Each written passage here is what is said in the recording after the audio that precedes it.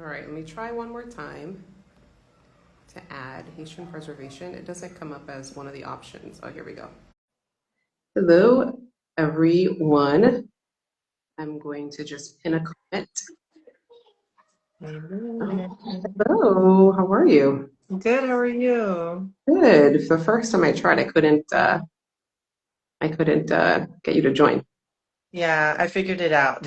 Okay, okay, good. How are you I doing? figured it out. Girl, today was a day, but I'm Oh, glad it's over. yes, yes. And then we're ending it this way, which is great. Hmm. Yeah, so it's good to see you. I pinned our comment. And it looks like people are starting to come in. Hi, good Hello, people. everyone. And I love this question, this question button that they have. So let's just get started and then people will join in as they come. So hi everyone, my name is Régine Théodat. So what I'm going to do is I'm just going to do like a brief explanation of why we're here, and then we'll just get started. So a couple of years ago, we started this series at Isse called For the Culture, and we did various interviews, and we amazingly stopped doing it 2 years ago. And Alyssa reached out to me, and we started talking, and I completely forgot I even had this series. And so this is a series that we talk about different things in relationship to our culture, and especially in relationship to children and culture, keeping a relationship to both culture and children and parenting. So most often, I think every single time we've had a parent as part of the series, and today is no different. And today we're going to talk about end of year traditions, holiday traditions, how families keep them up, how they go about doing it, how do they keep their culture, especially if they're not growing up or raising their children in Haiti. In preparation for this, I did a poll, and it was really interesting in our stories about what people do. And the vast majority of people said they don't do anything that is considered a Haitian tradition or cultural tradition in their child rearing for the end of season. And so, yeah, I'd love to unpack that more. And Alyssa, I'd love to invite you to introduce yourself.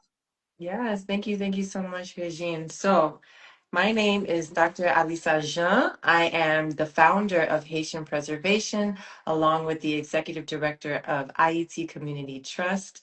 It has been my honor to be in this work along with you, Régine, in making sure that our stories, our culture, our history is preserved in whatever method or way that we see possible. So, for me, when I started Haitian Preservation, it was because just of what you said as far as this poll, I knew that I did not have a connection, a genuine connection with my culture, and I had more of a fear-based relationship when it came to Haitian people, the language, our spiritual traditions. All of it was based around this fear and not knowing.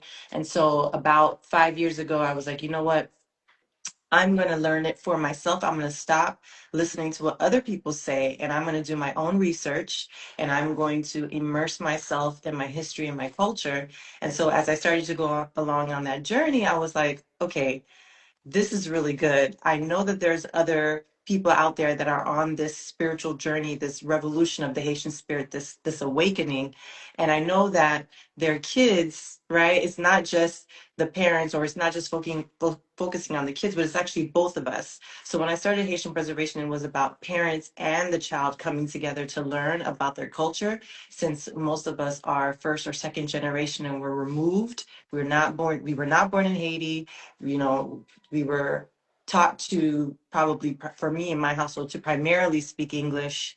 Um, Most of the traditions weren't if you grew up in a more Christian-based household like I did, most of the things you didn't learn about, you don't know the history, you just know we were enslaved and we got freedom, and we, drink soup jumu on the first. That was pretty much it. So the depth of the richness, oof, it was just mind blowing.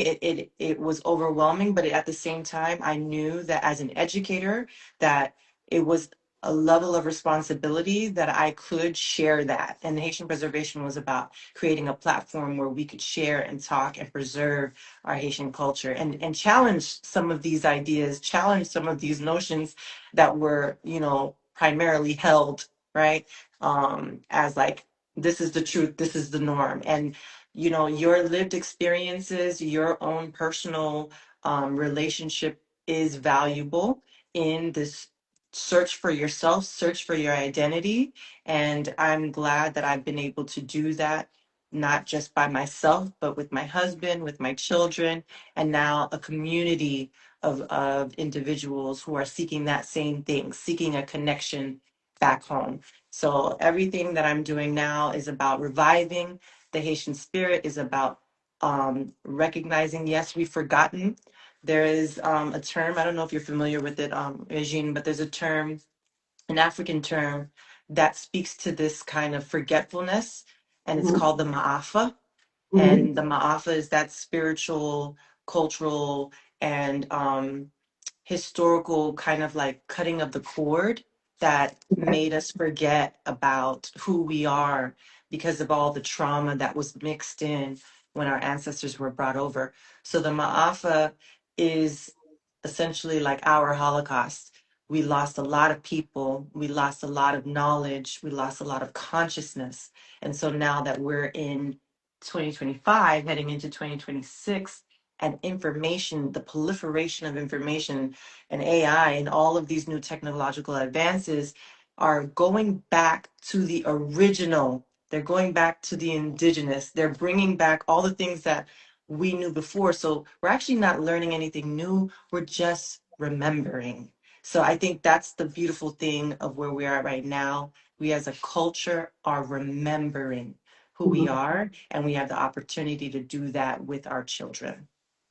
Yeah, I love so much how you frame that. And when you were talking about the concept maha, um, it reminded me of something that somebody said to me when I first moved back to Haiti in 2010. Because I was a corporate lawyer and I literally got on a plane and moved to Haiti. Like it was not much more, it was not much more than that. I was doing white collar criminal defense and I ended up in Cité Soleil doing human rights work. And I was explaining it to somebody and they're like, oh, your belly button pulled you back. And it was just like that concept. And I was like, okay, when you said that, it reminded me of that we have these um, same expressive ways of sharing information in like a very poetic, but also like very straightforward way. Mm-hmm. But yeah, thank you so much for sharing that. And so I guess let's to orient the conversation a little bit. I'll tell you a little bit more about my survey. So the survey that I did a couple days ago, I asked, what are the Haitian traditions or cultural traditions that you and your family continue on, that you would consider Haitian tradition? Because obviously every family is going to be different. Cleaning the house is the multiple one. Yep. December, everyone's house has to Mhm. clean January 1st. The other one was the big parties. Somebody referred to it as Beth and Kabrit season, and I think that's so perfect. It's like it's a season where everyone's eating well, you're going out to eat, there's a lot of parties. Somebody else talked about Fanal season, where you had like, the Haitian lanterns. And then somebody else has taken upon themselves at their families, the younger generation has started to do like a gala-like celebration every year around the holidays that their whole family goes to. And I have seen other families do that for December 24th, especially when they do like the fritai, uh, Right. the large fritai dinners, or I guess not a dinner, but like they use fritai as the main and then build upon a full dinner off of that. And Nice. so still the most answered was none. I don't do anything. People will do the typical traditions that they have in the country where they've landed, like a tree, Santa Claus, but nothing that necessarily orients us as Haitian. I don't know if was your experience. You said a little bit, yes. For me, growing up in the U.S., that was my experience. We adopted what was in the U.S. And sometime when I was a teenager, my mother started talking about cleaning the house, and we had never heard about that. But she was like, "Everybody has to clean the house." Wow. And we were like, "What? We've never cleaned the house before." And she was like, "Everybody has to clean the house." And it's not until I moved to Haiti in my 20s that I understood what she was talking about. And then, of course, subjumu, the January 1st. That was like the Mm-hmm. two main things we always did. Right. Mm-hmm. It's the same for me. I Yeah, remember cleaning the house and the soup journal. That was pretty much it. And going to church. Going to church for yeah. sure. Somebody else in the comments wrote, growing up in Haitian traditions, my parents used to go to midnight mass at church. And Mm-hmm. every year, my baby and brother and me were little, my parents took us to Haiti. Oh, that's interesting. So they went to Haiti during the December time frame. Yes, the Mm-hmm. church too, the Réveillon season, the midnight mass. Uh, those were not in my survey, but I know those are common things that people in the diaspora still do Mm-hmm. to celebrate the end of the year. Oh yeah. And I think I think the fact that we can identify these, at least the common ones, that we can identify them, it shows that some things did we did have some piece of it. We might not know the origins of it, or like you said, at least there was something that held on. And I think that's the beautiful thing about, um, I will say, and I use this term very um, intentionally, the resiliency of our people. Mhm. Um, because we do, even through it all, we do find a way to keep our stories, keep our traditions alive in whatever, in whatever way that we can see found. And that can be found in, the adaptations of people using other religions or using other mechanisms to keep on their cultural traditions. A lot of what was taken from Africa, we can still see in Ayiti today. So it's, even though we had that separation, and I love that phrase that you said, your belly button brought you back. It's still present, and we have the opportunity now to dig deeper, and I love the post that you did about Makaya, because people were just like, what? Those are the moments where you're like, oh my goodness, I always really wanted to know more. And I remember asking you, and you just gave me like such great, context for it. So I think these conversations in these spaces, and even asking and polling research, is so important. In data, really data for our community is so important, because it informs us in our decision making. It informs us even as business owners, right? We need data so that we can speak to our people, our community, and meet the needs that they actually have. So that was really, really great that you're able to poll them. Yeah. So I don't know if it would be a natural way to sort of transition to the Makaya conversation.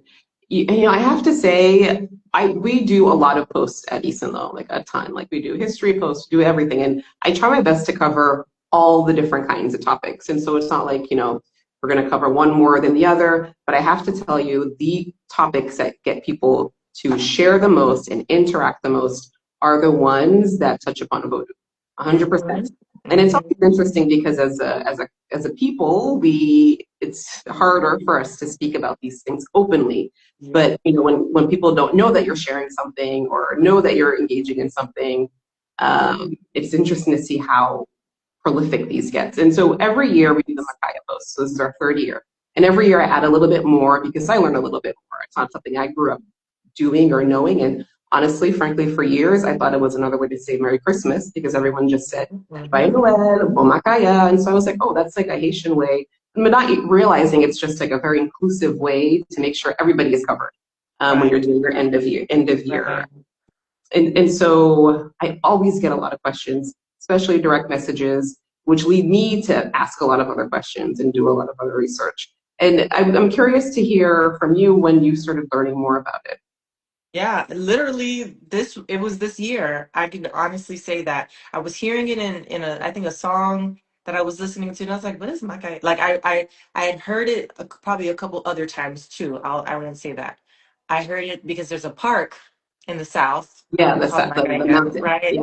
So I heard about that one, and I was like, oh, there's all this biodiversity. But then when I was hearing it in that other context, I'm like, so my Creole is, I'm growing. It's not that great, but I'm growing in my Creole. So when I hear it, I'm like, speaking, what is that? So honestly, once you and I spoke about it, I was able to just read up on it, see what I was like, man, this does seem adjacent to voodoo, and how, like, but I can tell and see, because I do have a couple books here. I have from Miguel Legaud, like I have The Secrets of Voodoo. I have the Vede book. I have a series of books on voodoo because I wanted to learn more specifically about it. So, and that wasn't necessarily touched upon in the way that you were able to explain it to me. So, I still have to digest it because I get it that it could be adjacent to it and not necessarily it. But I think, you know, even the topics of what you were saying, like voodoo in general, because it's so misunderstood and stigmatized, Yeah. sometimes you just stop right there. You can't even get even further than that. And I had to literally, even when I remember reading one of those books and I was like, oh, you know, is something going to get me? Like I was literally like scared to read the book Yeah. because that's how much, you Yeah. know, How much it is. conditioned that it was like, no, you're not even supposed to, you know, don't touch it, don't, you know, whatever, because then you're going to invite some kind of thing. And it's like, not everything is out to get you. Not everything is supposed to be something to be feared. And I'll tell you this, I forgot where I read it from, or maybe it was my husband. We listened to it somewhere, but they said a scarecrow is only there to protect the good. So why is a scarecrow in the field? Because it's there to scare off the crows that want to pick the corn. So Mm-hmm. it's the same thing. Like when we're given those kind of scare messages about voodoo, is because there is something there that is good. There is something there that is sacred, worth protecting. And Mm-hmm. when we take that time to recognize that the scarecrow, yeah, it's there, it's doing its job, but it Mm-hmm. doesn't mean that it stops you from going further to what it is that is actually there for you in the field that you Yeah. can get. So so that's how I kind of approach like the Makaya, the voodoo, any of these topics. It's like I get it. There's going to be a level of fear because there's always fear with the unknown, with what Yeah. you don't know, and then with the proliferation of certain stories that kind of just, you know, continue this narrative, which is very much a Western thing, a gift from the Western culture, Yeah. we'll say. But yeah, it definitely is me just taking my time with it. I won't, just Yeah. like you said, it'll be year after year where I'll take a little another chip on Makaya and understand it before I probably will greet someone and say Bon Makaya, because I do want to learn it, you know, some more for myself. So yeah. Yeah. Yeah, that's a great. I love the scarecrow. I love the scarecrow analogy. I do want to maybe give some people some context who haven't read the post that we did yesterday, and then you can go back and see like even like how my evolution and understanding of it has grown. I also want to specify that I'm not a practitioner. I married into a family of practitioners, and so I have been able to see up close what it looks like. And that has also dismantled a lot of ideas and ideologies about how I feel about it and how I grew up with it. I will say that I don't have the same level of fear because, you know, my parents were not very clear on much, but they were very clear that voodoo is a religion like every other religion. And so it's always interesting to me that they were kind of like, you know, go to school, do what you're supposed to do. Those are only things that they were clear on. Everything else, they were kind of like, you know, You're whatever. right. But the vote, Hmm. they're like, voodoo is a religion just like everything else, every other religion. And I Wow. distinctly remember my mother saying that to me multiple times. But it's just a Wow. religion, every other religion. So I didn't grow up with the same level of apprehension. And so when I did it, when I started having it around me, because I was in Haiti, I was more curious and not necessarily entirely fearful. And so anything that I experienced it through whatever it is that I was willing to accept. Hmm. And it is a very different process from experiencing other religions, Right. because there's no pressure to take it on. There's no, you have to do this. It was very much, you're here, you partake in whatever it is that you want to partake in, which is so different than any other. Like I grew up Catholic, I'm still Catholic. It's very different. And I went to Catholic school, I was 12 years at Catholic school. It's a very different from how you are taught about religion. You don't Hmm. experience religion in my experience growing up Catholic. I didn't have to experience Catholicism. I had to be taught Catholicism. Hmm. And it had to be like, you know, I'll say it like it had to be something that you had to be in to learn. Like you had to Wow. actually be taught the word, whereas the other one you have to feel the word. So for people who don't know Makaya, this is my very lay person understanding. I say all that to say that I'm not an expert about this.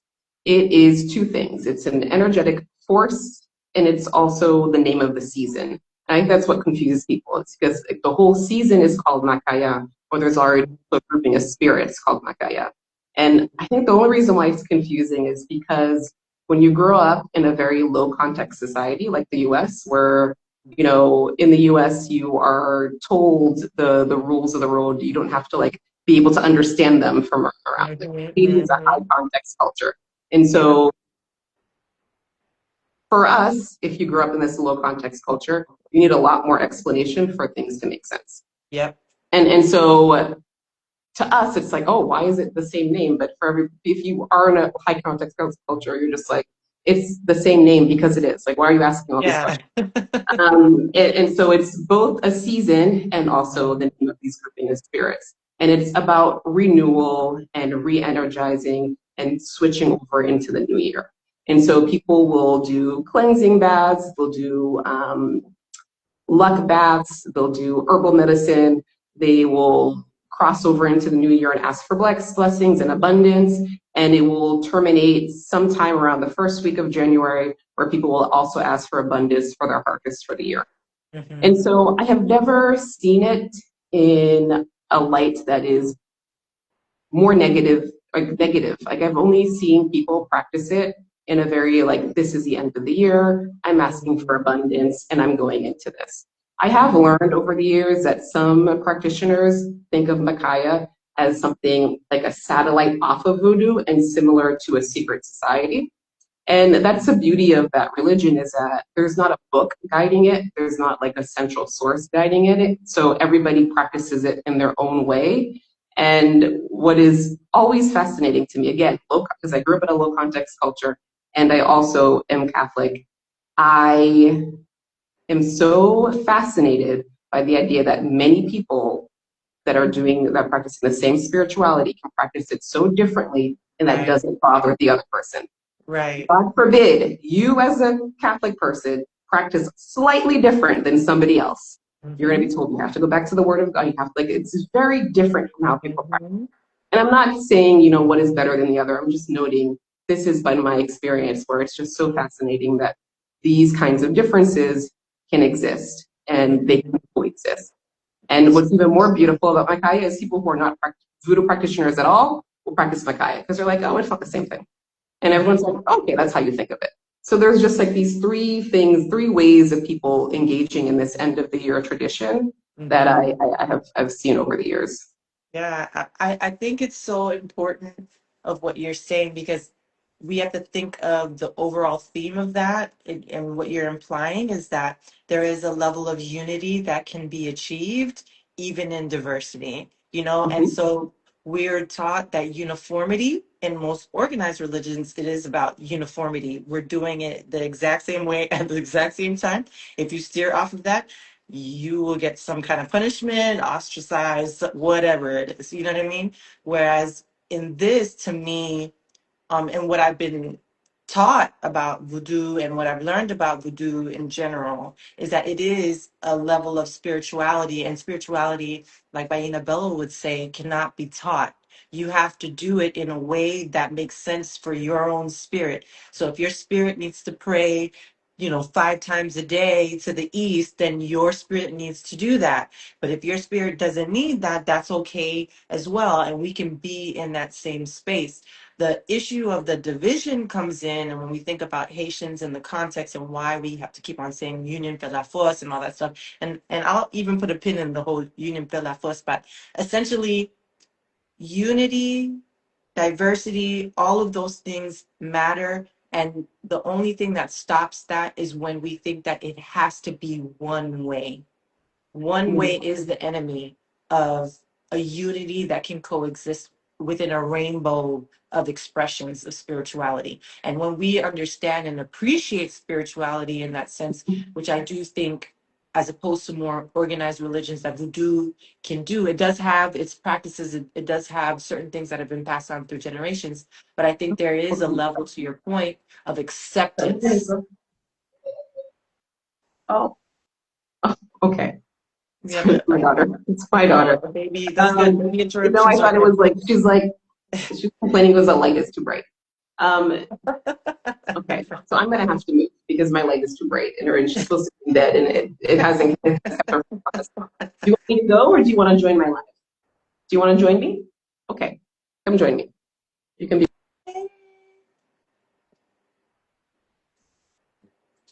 I haven't seen her since May, so maybe is she bigger now? Let's see. It's like a weed. I have a feeling this is what she was trying to get to happen. It is her bedtime, but and she was anyways, she's gonna join us. Yeah, I'm sorry, I lost my train of thought a little bit. But yes. Hey, Isse. Hi, sweetie. Thanks for joining us. Have you been paying attention and listening to what we're talking about? Oh, we have another baby to add. Oh gosh, more people joining. Oh boy. He's not happy to join though. Somebody says, "Hello, princess." That's for you. We're doing this for you guys. Yeah. Sorry, I completely lost my train of thought on the last thing we were talking about. Yes, unity in our spiritualities. Yeah. I think that's important. Yeah, it absolutely is important. And it's also how we can, harness our collectivity. And it is really beautiful how people in Haiti practice such different varieties of faith. And yeah, it's always something that's endlessly fascinating to me. And how the indigenous piece of it kind of like blends in, especially when you think about like herbal medicine and like and all these other things. And so in addition to Makaya, something that I have been the last 3 years been more intentional about this, especially because I didn't expect to raise her outside of Haiti. I had her in Haiti. I gave birth in Haiti. She was born the first week of February. She was due the same day as like February 7th. And so she was due when that's manifestation. That's always a hot time. And I still refuse to have her abroad. I was like, no, I should have been born in Haiti, so she's gonna be born in Haiti. And so I never thought we would live outside of Haiti. And so when we first developed Isse, I was still living in Haiti. And I knew parents outside of Haiti would really love these products because they could, slot a piece of culture into their household. Right. Now I'm so happy I created the brand because now I actually need it in that way. I needed it in another way, like to support her growing up in Haiti, but now I need it as like the fullness of the culture. And so the last 3 years I've been very intentional because I realized that she wasn't going to drive up Udon and see like the Fanal. She wasn't going to see the white trees on the side of the road. Yeah. She wasn't going to build a Fanal from scratch. She wasn't going to like go to her grandfather's laku and see somebody make it out of carnation milk. And so we started doing that. And so there are all these tutorials up on our website too, like how to make Fanal with your kids, how to make even like ornaments that look like Fanal with your kids, different variations of wreaths and things that we've done over the years. And this year I wrote a children's story because I wanted to like tie. I loved it. I read it the other day. Yeah, and so all those are free, and that's like another way to support what you're developing. I haven't developed anything about Makaya or these things because they're not things I'm comfortable enough yet with to develop something for them. I hope to do that someday. Mm-hmm. And so those resources are freely and readily available, and we do them for many holidays. Like we have them for Haitian Resistance. We also have them for November, and so like how people celebrate the dead. So we have something for November 1st, November 2nd. So both Giving and also All Saints Day. And then all of some other Caribbean ways that people celebrate. That's like 9-night, like what they do in Jamaica. And there's different ways, different Caribbean holidays and heritage items for November, or not November, just death in general. But most of the Caribbean celebrate that in November. Oh yeah. Yeah. I think I love the movie Coco. I don't know if you've seen Coco. I love that because I can't wait till we have our version of it, because I think it did such a great job of contextualizing the dead, like you were saying, in our relationship to our ancestors. And so I'm glad that you were able to explore that through your work, as you're thinking as a parent and how you're incorporating that, because we American society views, again, there's a lot more of this fear-based thing when it comes to the cycles of life. And it's like you're supposed to be doing things in a linear way. And I think when we have a relationship with the dead, we get to see that full cycle of life, which is important, and shapes your purview and your perspective on different things. Because if you think that it's final, it will, affect the choices you make, the decisions that you're thinking about, versus understanding that you're here for a purpose, here for a season, and that you'll come back in that renewal. You come back in another form or another way to Yeah. support and fulfill your life's, journey. So it's a beautiful thing for us to explore these more mature topics with our kids, because those are the things of life. Whether you're, 5 or 50, those are the things of life that you're going to need to have a level of understanding and wrestle with. And then you'll, you know what I mean? Have a better, yep, we're gone with another one. Have a better relationship with those things. So yeah, thanks for sharing that. Yeah. I want to just look at the chat quickly to see if there's any.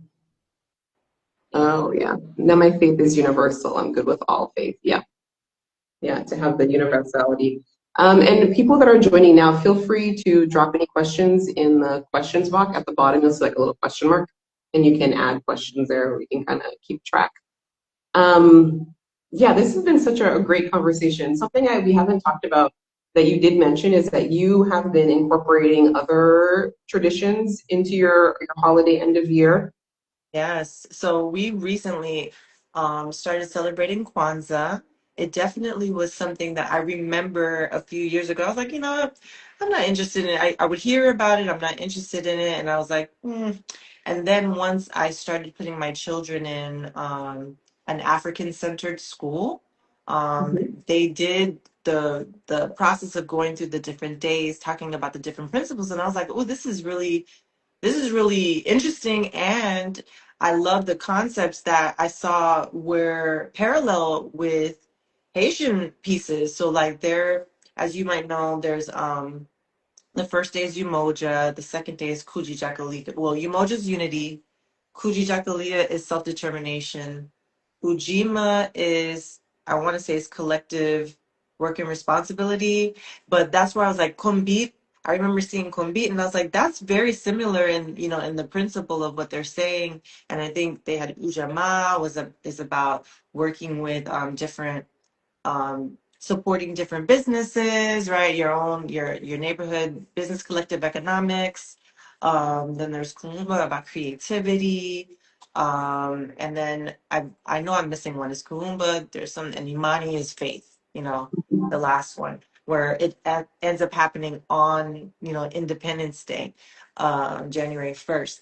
And that you have a caramba, you have a big feast. So it was like I saw a lot of similarities between the Kwanzaa celebration, even though it was developed like just about 40 years ago, like in the 1970s, it was created. I Mhm. think it has taken on a life of its own. Um, I would even say, someone said it's similar to Hanukkah. Um, Most indigenous cultures have multi-day celebrations. Like the fact that we have like a 1 day thing, I think is very commercialized. It's very intentional. Um, Even like with when we think about the entity of Christmas, it's because there's like a pressure for you to get all these things on that day. Versus when you're seeing more of these um, more indigenous or native traditions, there'll be multi-day celebrations where they're taking part, having feasts, coming together as communities, telling stories. So it's a way, because you can tell it's a way of creating relationships, creating bonds, connection, and engagement within a wider community. So family, of course, is your first culture, or at least that's what I like to think of it. So you're connecting with your family, and then you're also connecting with the family community of families. So you're now a part of a bigger ecosystem where you're celebrating these rituals and these principles together. So this was incorporating Kwanzaa to me, it became very natural because of some of the Haitian principles that I was instilling in my children. So once we did those two, it just became, it felt even more right, if that makes sense. It felt even more natural. So at first I was like, no Christmas, just Kwanzaa. And then I was like, oh, I can do Christmas and I can do Kwanzaa and I can, like I could see basically that it didn't have to just be one thing. It could be a season of this energy of coming together, this energy of renewal. And another thing that I participated in, another new culture is another African-based one. On the winter solstice, we would participate in the Black Spirit Summit, which would bring together different Yoruba practitioners, um, different Ifa, people from different various religious backgrounds, Christian, and didn't matter where you're from. But on the day of the winter solstice, it was a time to come together as a community to honor the ancestors, the renewal. There's also that same ritual, the Saint Lazarus ritual. I don't know if you're familiar with that, which is it's it's the same like the bang, like and all the other kind of medicinal pieces that are associated with your health. So like with that ritual, it's about taking an onion and some beans and you put it in a pot and then you bring it by. You can bring it by a hospital or another place, but it's symbolizing you kind of like leaving the sickness from your life. So that's one of the rituals that are done. So that and then we learn like they'll share different things about Akashic records or body points, the chakra, which is essentially your spinning cycles, your spinning circles, but they'll teach you the African origin of it. So some of Mhm. the mainstream things that we would have learned and we've heard, we're like, oh, there's an African name for that. Yeah. So those are two of the things that that are new traditions that are more African based that I found ways to bring into my household as something that we could celebrate each year. That is so interesting. I just pinned a comment here that somebody wrote because I love it. The person wrote, I don't think people understand how much confidence teaching these things to our children gives them. So amazing. And I have to like query that because it's so true. And I was gonna tell a story, I was thinking about it today that she did, but I don't know if I'll tell it to her because she's here. I don't know if she'll get like, can I tell a story about when you met somebody for the first time? Do you mind? Okay. So the other day she met somebody for the first time, and the first thing she said to me is, "Oh, she has beautiful locks," and it stuck with me because it's not something I would have been able to verbalize at her age because I would have not have had that level of love for things that are typically Black. At that, I didn't have it. Mm. I didn't have it. And she talked about like her dark skin and how like she was all these, and I was like, wow, I can't wait to see what you're going to be like in 20 years. Like I'm like, I I have to know. continue to I go to the gym and know. be healthy because I have to be around in 20 years to see Yes. to see like the kind of progress and like that confidence and like that immediate love for Blackness. It made me really excited. And something else we're saying about indigenous cultures and practices having multi-day ceremonies, it reminds me that there is something like that that starts on the 21st of December. And now I'm asking myself if it has to do with Makaya. So as I was saying before, I married into a voodoo family, and every December they do, it's like 8 or 9 days, and each day has a spirit that it's attached to and a certain kinds of things that they do for that spirit. And their secret society also does some sort of organizing around it. And I remember when I went to one of their, it's sort of like a mass, I guess, their mass. And there were these principles that they were talking about family life, that really reminded me of what you're experiencing with Kwanzaa. And I do wonder, I mean, I'm always balancing, trying to balance like how like are there ways to package? I'm using that word loosely because I don't know, present these in a way that it makes it so that these like spiritual practices that maybe are practiced very specifically to very specific practitioners can be like, a little bit more shared across all of this. Oh yeah, I completely agree. I think there is a level of understanding that everything has a spirit. Like a rock has a spirit, different things have a spirit. So when we say a concept like imani or nia, purpose, like when we're saying a concept, that is a spirit.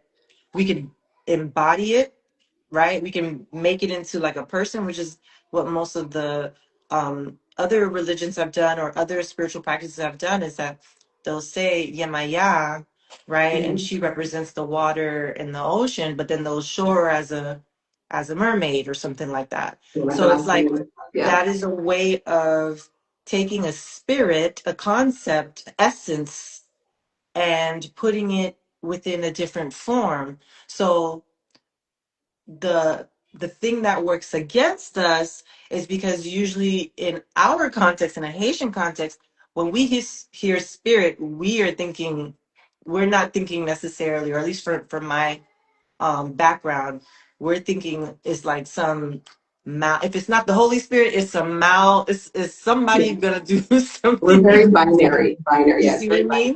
Like We're either very or. binary when we say spirit. So the word spirit for Yeah. us is a touchy piece. So, Mm-hmm.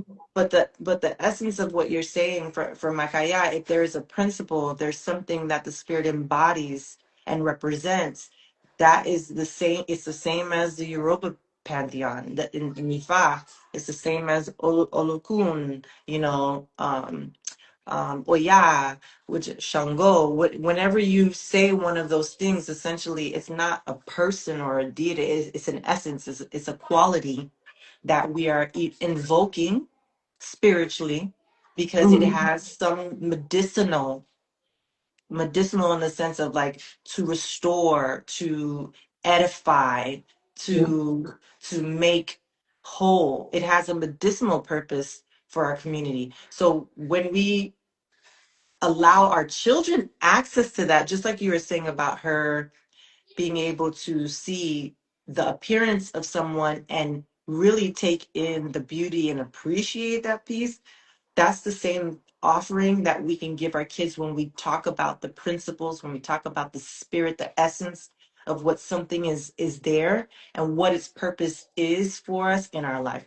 And it'll take people like you and I and all the other Haitian authors and educators for us to distill it, research it, test it, try it, but it's valuable, and we know that there is going to be a way for us to pass on, that knowledge. So I think it's something, it's a great question to have, and it's a great question to continue to wrestle with so that eventually something will be produced out of that will be developmentally appropriate, that will speak to what the essence of what it's supposed to mean, and then essentially, like I said, edify. It has to edify, be medicinal, be something that's healing and restorative, for our community. So I did remember something. I wanted to say it. My third new tradition that I Mm-hmm. started is that we do something called Soleil. Do you know what Soleil is? Is Do you know what solar Soleil? means? That's the name of her Soleil brand. means sun. It means sun, yeah. Yes. So we do something every January, Soleil Levé. So we would go to see the sunrise, Mhm. for the new year, and then we would do Soleil Couché, and we would see the sunset. Oh, So beautiful. that was our new thing. I actually, for my song, A New Kembe, if you go on the Haitian Preservation YouTube channel, you can see I think that was our first ever Soleil Levé, Soleil Couché, and we went and we had our camera there time lapsing, seeing the sunrise on January 1st and the sunset. So like that's been another way of us to take in the significance of the season, the winter solstice, and infuse Haitian ideals within that too for the new Mhm. year. Yeah, Yeah, that was my favorite I thing love for it that. to I do. love that. Maybe we'll start doing that this year. We've got a couple of Mhm. comments here. We've been conditioned to be afraid of ourselves, and we must break this cycle for sure. Um, yeah, we're afraid of it feels like we're afraid of our own power. It's like that thing where you are afraid of letting yourself experience yourself at your fullest. because then you Mm, actually have to perform. That for me is one of the things that I hesitate with. I'm like, okay, if I experience myself at my fullest, then I have to perform. right. Uh, I love that because it's so easy to forget something that you do naturally for a spirit that is almost unconscious. Like, oh yeah, yes, specifically because of. And so yeah, it would take a lot of like observation to distill this. I think where I always have a little bit of a hesitation is that there is so much beauty to me in the fact that these things were maintained orally. And I fear, hesitate, I don't know what the right word is, putting them into paper and making them mass Mm, consumable and mass distributable. oh, yes, Because then it just changes it. it It changes. does. And even like something as like not a silly example, but a different kind of example, folk tales. Like even the magic orange tree. Every region in Haiti has a different version of that story. And I think that's so amazing that exists. But it's the essence of the same story and the same lesson, but they're manifesting itself in different ways, and Right. the storytellers add like a little razzle dazzle. Um, and so I'm always, I don't know, I always go back and forth. Like I've thought many times about children's books that would tackle some of these topics, but how do you do it in a way where we preserve the fluidity that comes with the fact that you inherit that from an elder? And I think that for this season, just like you said, we'll see in a generation, but in this season, it's valuable to put it in Yeah, print, because of the way that our communities are disjointed. We probably, like, I was talking about this with my friend. I was like, it would be so great, like in my neighborhood, my neighbor was like, you know what I mean, a Haitian person, or my other thing was like another Caribbean person. It would be a very different yeah, neighborhood, like community, where we would probably have more interaction, you know what I mean? So I feel like in this more individualized, separated society, that putting it in print is valuable, because then at least it gets the message out. But then yeah, at the same time, to your point, it's like we do want to keep and preserve the fluidity, but there has to be the mechanism for that. There has to be a place where the community can come together, where click clack, you can hear somebody, say a story that is outside of the Bible or something, you know what I mean, something that is uh um like a parable, like a fable, a folk tale, to yeah, your of point. And course, it's yeah, fun, yeah, and it's fun, and the kids, in there's parts where the crowd is participating, and you're going back and forth, and there has to be that level of community um that would make, I feel like, print obsolete. Like, so yeah, it's like we're on the way to remembering, and the only way we can remember at this moment is when authors like you take the time to put it in the story, because I never heard the story of the orange tree. Do you see what I mean? Like, and it had you not written it down in a book, I probably wouldn't have learned it until, I'm spending time in Ayiti. So, and yeah, I'm just starting to do that, and I'm almost in my 40s. So, yeah, like, I think there's always a time and a place for how we get back to that restorative um, path yeah, towards IT, towards home, and literacy is very, very, very important in this context and world. We would say 200, 300 years ago, 400 years ago, oration, being an orator was probably the griot. It was probably one of the best yeah, skills. But now you need to be an author. Almost all of us, we need to be authors, because that's how authority is viewed. That is how things stick. yeah, So we have to use that. What the parable says. Until the lion or the lion tells the story. What is it? I yeah. forgot what it is. Until the lion can write the hunters always Mm-hmm. horrified. Something like that. No, you're There talking about. you go. You Yeah, see? so there's a couple of things I wanted to say while like I remember them. I do want to point out the people that are doing this in different iterations that I know of. And I know I'm gonna miss some. So after the live, I'll put into the comments of it. I'll update it today or like in a couple days with more. If you are in New York, Jaden Timoun does stories with children. And so they'll do like the oral histories, they'll do the learning. So it's a Creole immersion program for children. But then one of the founders does something for adults. And so she just last month did some, I forgot what it was specifically, but they do different things with, like, one of them was with Riva. Yeah, I've seen that. Yeah. Yeah, and people were learning about creating the candles with the veves, and this was like after Gide. So that's one resource that I definitely know about. And also in New York, there's Haiti Cultural X Yes. that does different events too. And so they did like a fanal making event, and they do so many really great things. And so if I go back to the U.S., I have to go live in New York City. I know. And then in Boston, there's this dance company called Appolon Expressions, JAE, and they do folklore. So Isse did a folklore, my daughter did a folklore intensive over the summer, and she learned like 4 different kinds of folklore dance. And she was like, she's a natural dancer, but she got to, like, I loved it. She got to be around a bunch of Haitian kids, something and totally opposite than from her schooling experience.